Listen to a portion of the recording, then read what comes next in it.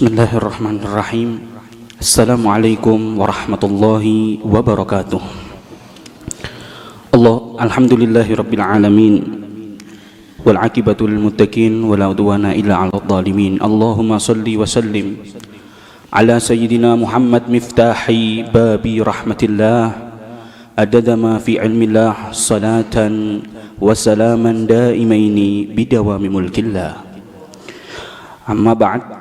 Ma'asyiral hadirin yang dimuliakan oleh Allah Subhanahu wa taala, di kesempatan siang hari ini kepada antum-antum semua, yaitu Indonesia, Malaysia, Singapura, kita berkesempatan bertemu lagi bersama guru mulia kita Al-Habib Muhammad Ibn Habib Munsib Ali bin Abdul Qadir Al-Habsyi, di sesi ngaji bareng bersama beliau, ngalap barokah, ambil berkah ya, dari pertemuan program hari ini di halakoh ke-6 atau sesi ke-6.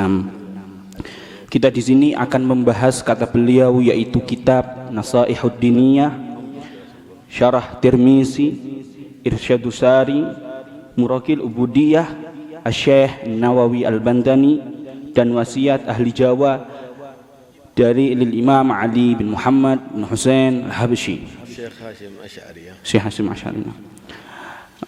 Sehingga kami menghimbau kepada pemirsa dimanapun Anda berada, siapkan hati, siapkan pikiran untuk mencatat daripada faedah-faedah yang disampaikan oleh guru mulia kita Al-Habib Muhammad bin Ali bin Abdul Qadir Al-Habsyi.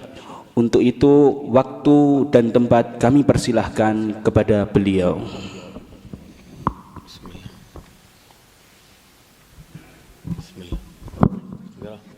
Bismillahirrahmanirrahim.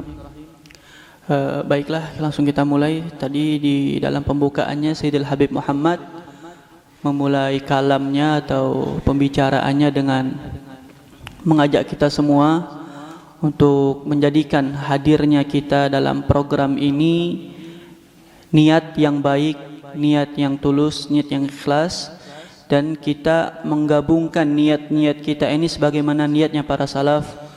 Pastinya niat seperti niatnya Rasulullah, bagaimana niat dakwahnya beliau, niat para sahabat, niat para tabi'in, niat para salafun salih, dan juga niat wali songo ya. Kita menyertakan niat kita dengan niat mereka semua di dalam berdakwah, di dalam belajar mengajar, agar apa yang kita lakukan atau yang kita usahakan pada kali ini pahalanya itu sebanding dengan pahalanya mereka, walaupun usahanya kita jauh di bawah usaha mereka.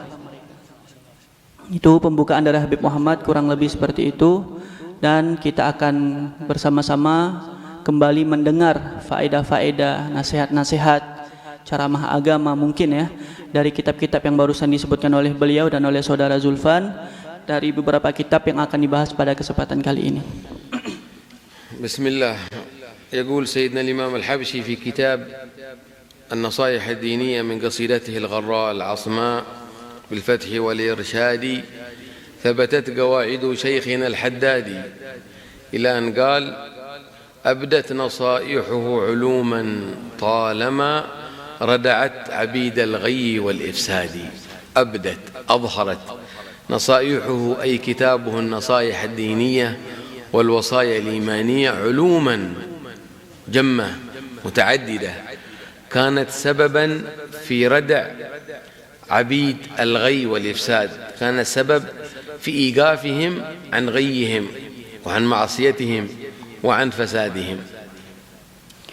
Beliau memulai pembahasan dalam kitab Nasaihud Diniyah dengan membawakan sebuah qasidah dari kakek beliau sendiri, Sayyidina Imam Ali bin Muhammad Al-Habsyi.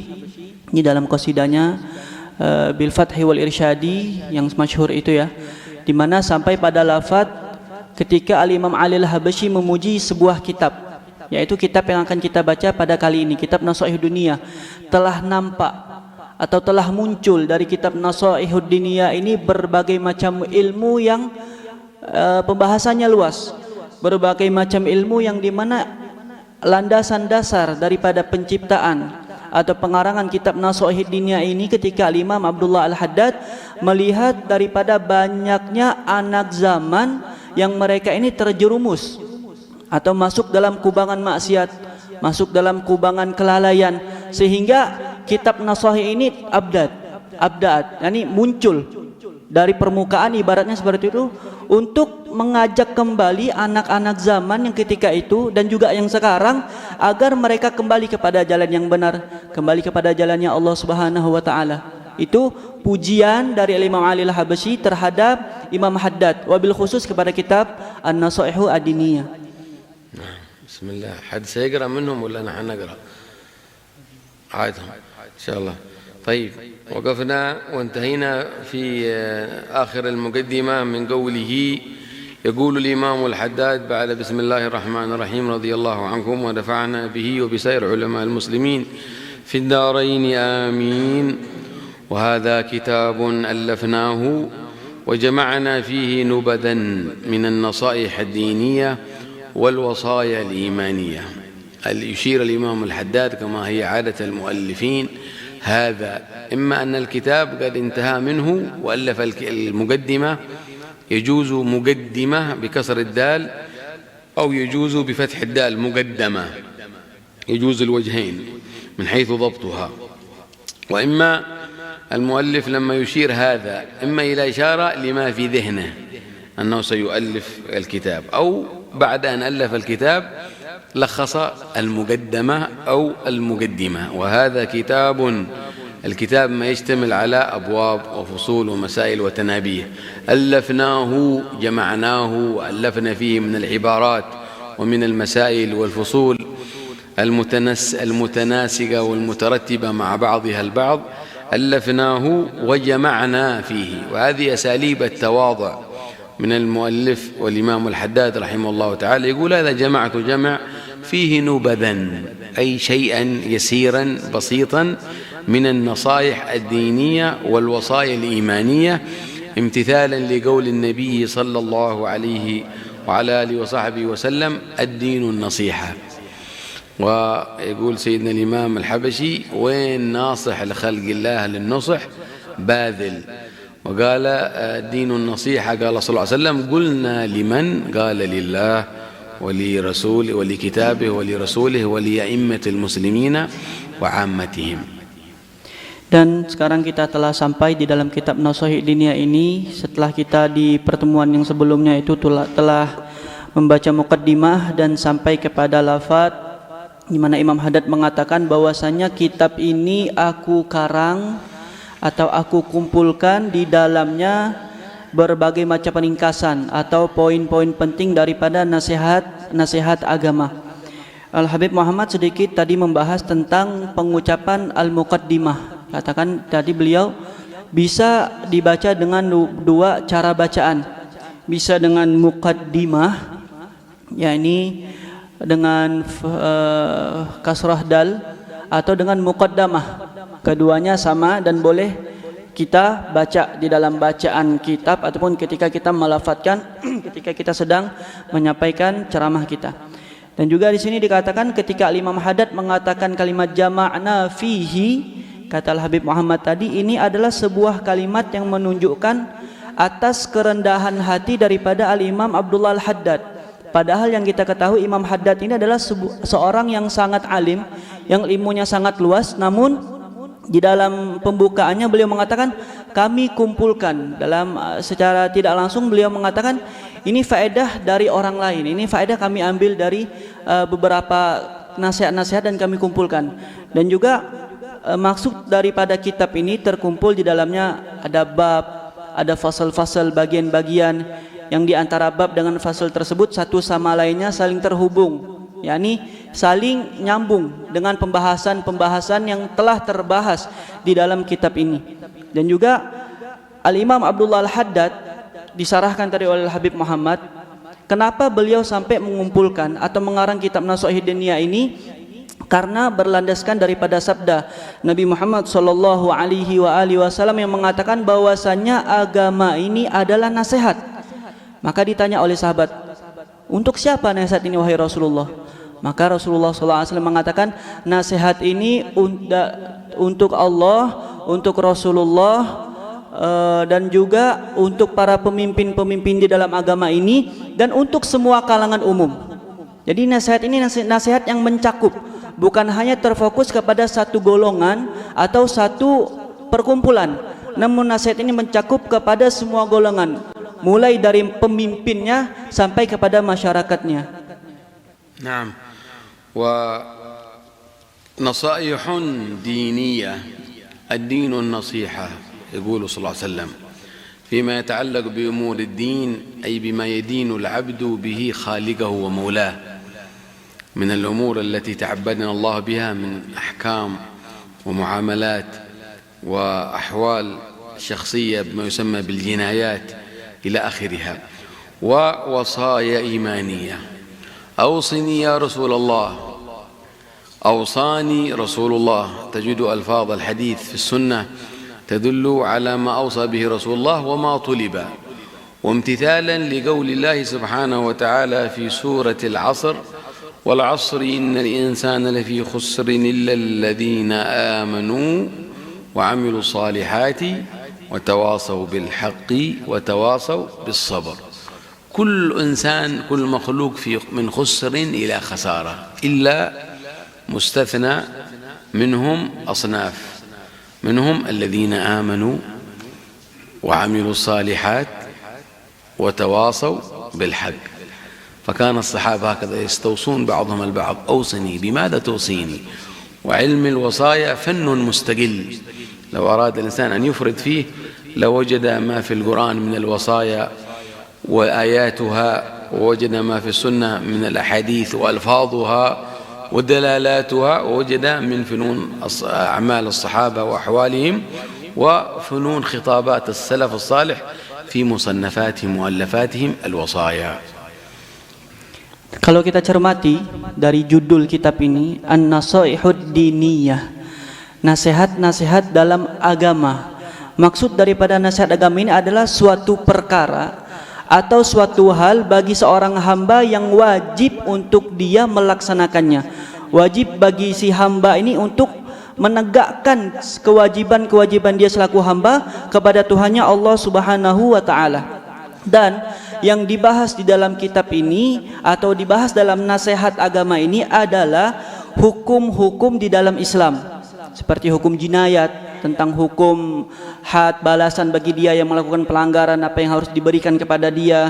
Dan juga di kalimat berikutnya di dalam kitab ini adalah al-wasaya al-imaniyah, wasiat tentang keimanan, sebagaimana sahabat sering di dalam hadis dikatakan, di mana sahabat mengatakan kepada Rasulullah, ausini ya Rasulullah, berikan aku wasiat ya Rasulullah.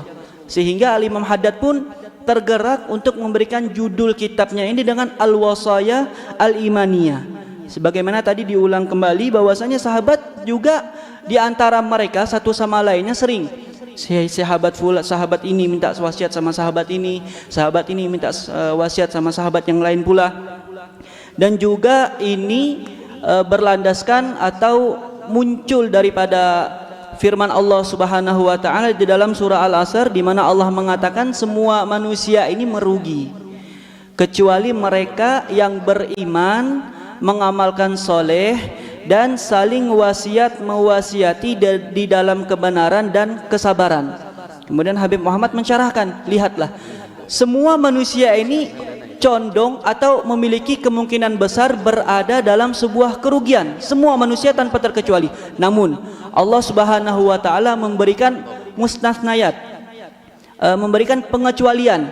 Di antara semua manusia yang merugi, ada beberapa golongan yang mereka ini tidak merugi.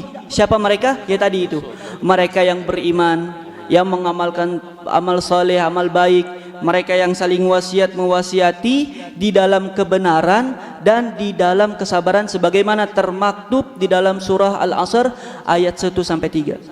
Naam, wa fa hunaka wasaya fi ad-din wa minha al-wasiyah al-wajibah على الإنسان قبل انتقال للدار الآخرة تصير واجبة لمن عليه دين أو حق، والحث في الشريعة المطهر عليها، وصايا إيمانية ما يقربك من أمور الإيمانيات والوجدانيات والذوقيات والأخلاق. طيب قال ما نيتك إمام الحداد؟ قصدنا بذلك النفع والانتفاع. الله أكبر. قال الإمام أحمد بن حسن العطاس كل مؤلف وكتاب ألف للنفع الزموا وطالعه وحصل به النفع، وما لم يؤلف للنفع إنما للجمع أو والعياذ بالله السمعة أو الرياء أو نحوها ما يحصل به النفع. نعم. Dan diulang lagi, di mana kalimat Nasoihud Diniyah ini adalah suatu kitab atau sebuah kalimat yang dibahas di dalamnya perkara-perkara yang wajib bagi seorang hamba untuk melaksanakannya, untuk menegakkannya sebelum ia berpindah ke alam akhirat. Kemudian juga dalam kalimat wasiat ini adalah sebuah hal yang mendekatkan kita dengan perkara iman. Bagaimana kita berakhlak, bagaimana kita benar-benar merasakan yang namanya iman di dalam hati kita. Bahkan tadi Habib Muhammad mengatakan, apa tujuan engkau wahai Imam Haddad? Apa maksudmu di dalam mengarang kitab ini dan memberi namanya dengan An-Nasaihid Diniyah wal Wasaya Limaniyah? Maka Imam Haddad di dalam kitabnya mengatakan, aku bermaksud dengan adanya pengumpulan faedah atau nasihat dalam kitab ini adalah untuk memberi manfaat atau menyebarluaskan manfaat. Maka dikatakan oleh Al-Habib Ahmad bin Hasan Al-Attas, kalau ada karangan atau sebuah kitab yang dikumpulkan, yang dikarang, dan itu diniatkan ikhlas untuk Allah Subhanahu wa taala, maka niat itu akan bermanfaat baik buat si pengarang itu sendiri atau kepada mereka yang mendengar atau membaca karangan itu. Sedangkan sebaliknya, apabila ada sebuah karangan, sebuah kitab yang dikumpulkan, faedah yang dikumpulkan, namun di situ tidak ada ikhlas karena Allah Subhanahu wa taala, maka karangan atau kitab tersebut tidak akan bermanfaat baik untuk si pengarang itu sendiri ataupun kepada orang yang mendengar dan membaca karangannya itu. قال قصدنا إخلاصنا يا رب من هذا الجمع النفع والانتفاع والتذكر والتذكير لأنفسنا وإخواننا المسلمين. هذا منهج رضي الله عنه، لا رياء، لا سمعة، لا من أجل طباعة وعوائد أمور الدنيا ونحوها، لا نفع وانتفاع لي ولإخواني المسلمين عليهم رضوان الله ويتعظ به. نعم. Secara tidak langsung Imam Haddad mengatakan, ya Allah, tujuan aku atau saya untuk mengumpulkan nasihat-nasihat di dalam kitabku ini adalah semata-mata hanya karena untuk tadi itu memberi manfaat, untuk mengingati sesama insan yang lainnya, kepada saudara-saudaraku yang muslimin, bukan karena ria, bukan karena ingin didengar, bukan karena urusan-urusan dunia, bukan, kata Imam Haddad secara tidak langsung, namun murni tujuan saya mengarang kitab ini adalah untuk mendapatkan pahala atau balasan dari engkau Allah Subhanahu wa taala, dan tadi untuk memberi manfaat, untuk memberikan peringatan kepada diri pribadi dan kepada orang lain, terlebih khusus kepada semua saudara-saudara kita yang muslimin. Naam. Wa hadhihi niyat aslafina as-salihin عليهم رضوان الله في تأليف كتبهم. أنت كطالب علم ماذا يكون استفادتك من الحضور الآن ومن هذه الوسائل الزوم والدرس من هنا في حضرموت سيئون إلى أندونيسيا وقراها وطلابها وأحبابها وعلماء وكياياتها؟ هذا ما المقصد من الله. نقول نوينا النفع والانتفاع، نوينا التذكر والتذكير لنا ولأنفسنا ولإخواننا والمسلمين، هذا المقصد. فندخل في نيات الإمام الحداد وأسلافنا الصالحين وامتثال أمر الله في البلاغ عنه، وامتثال الرسول صلى الله عليه وسلم في البلاغ، بلغوا عني ولو آية، وامتثال لما قاله الآن سيدنا الإمام الحبشي، نشر الدعوة إلى الله. هذا من الدعوة العامة، أن تدعو عبر هذه الوسائل. نسأل الله لنا ولكم كمال القبول. نعم. Dan kita sudah tahu, kita sudah dengar barusan bahwasanya tujuan dan niat daripada Imamul Haddad di dalam mengarang kitab Nasaihid Diniyah ini adalah semata-mata mengharap ridha Allah, ikhlas karena Allah, untuk menyebarkan manfaat, menyebarkan peringatan untuk diri pribadi dan kepada semua orang lain, terlebih khusus kepada orang-orang muslim. Maka kita tanyakan, Apa niat dan tujuan kita di dalam melaksanakan kegiatan seperti ini? Melaksanakan ngabar, melaksanakan Zoom, hadirnya kita, baik kita teman-teman yang ada di Seiwun Hadramaut ataupun kalian yang berada di negeri kalian masing-masing, entah itu Indonesia, Malaysia ataupun di mana itu. Apa tujuan kita? Maka ayo bersama-sama kita jadikan niat, tujuan, maksud kita di dalam perkumpulan ini sebagaimana niat, tujuan dan maksud Al-Imamul Haddad, yaitu saling memberi manfaat, saling memberi nasihat, saling mengingatkan. Karena apa? Juga ini sebagai bentuk di dalam pelaksanaan perintah Allah Subhanahu wa taala dan melaksanakan sabda Nabi Muhammad sallallahu alaihi wasallam yang pernah bersabda, beliau mengatakan, sampaikan kepadaku walau hanya satu ayat. Bahkan ditambahkan tadi sebagaimana niatnya Imam Ali Al-Habsyi, yaitu untuk nasyri dakwah, untuk menyebarkan dakwah kepada semua orang muslim. نعم الله ينفعنا بذلك. كان السلف من منهجهم في التأليف والتصنيف قبل أن يتكلم عن مسألة وقبل أن يؤلف كتاب رضوان الله عليهم أولا يعمل به. أولا إذا عمل به تحقق. مثلا قال له يا حبيب نريدكم تتكلمون عن الموضوع الفلاني، عن المسألة الفلانية. أول يسترجع مع نفسه، هل أنا ملابس لها أعمل بها أو مرتكب شيء فيها حتى أنهي عنها؟ إذا كان ملابس يتوب، أحد من أولاده ينبههم، من أسرته، ممن يعولهم. فإذا تحقق أنه ما حد فيه ولا في أولاده ولا تلاميذه، أو هو مقصر ما يعمل هذا الشيء من الطاعة أول يطبقها، فإذا عمل بها يتكلم، فإذا عمل بها يؤلف فيها. ولأجل هذا سر الإخلاص والقبول هذا في سلفنا. أحدهم سألوه، قلنا لك يا حبيب يا شيخ تكلم عن المسألة الفلانية، ما تكلمت، تأخرت، يسكت. بعد مدة مالك تكلم عن هذا الموضوع، يسكت. بعد مدة يقولوا، قال نعم أنتم قلتوا لي من مدة لكن لم أكن متحقق بها، فلما تحققت بها وعملت وطبقتها الآن سأتكلم عنها. أما تريدني من أول، صرت من الذين قال الله فيهم أتأمرون الناس بالبر وتنسون أنفسكم. صرتم من الذين يقول الله فيهم يقولون ما لا يفعلون. فأول يطبقون ثم ينصحون، يطبقون ثم يوصون في التأليف. نعم. Mari kita renungkan bagaimana para salaf kita ketika mereka mengarang kitab, sebelum mereka masuk kepada inti daripada kitab itu, berisi nasihat, berisi faedah, berisi ilmu. Mereka para salaf ini terlebih dahulu mengamalkan daripada nasihat yang akan dia tuliskan, nasihat yang akan dia berikan. Seperti contoh ada tadi beliau gambarkan, ketika seorang alim didatangi oleh seorang yang meminta nasihat kepadanya, maka dia terlebih dahulu dia ini introspeksi diri. Apakah saya sudah mengamalkan perbuatan ini? Apakah saya sudah menegakkan perbuatan ini? Atau seandainya diminta untuk memberikan jalan meninggalkan sebuah maksiat, maka si alim ini mengatakan, apakah saya ini mulabis? Mulabis itu seperti pernah atau dia melakukan hal yang maksiat tadi. Maka si alim ini ketika dia merasa ternyata maksiat yang diminta jalan agar bisa meninggalkannya itu ternyata pernah dia lakukan, baik itu sengaja ataupun tidak sengaja, maka terlebih dahulu si alim ini meninggalkannya.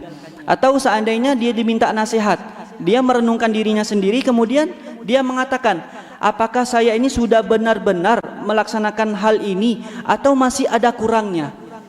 Kalau seandainya ternyata nasihat yang diminta itu si alim ini tidak melaksanakannya atau ada kurang di dalam pelaksanaannya, maka dia melaksanakan hal tersebut secara sempurna. Nah, disinilah terdapat sir yang khusus. Ada sebuah rahasia tersimpan dari nasihatnya para salaf sehingga qabul, sehingga diterima oleh semua kalangan.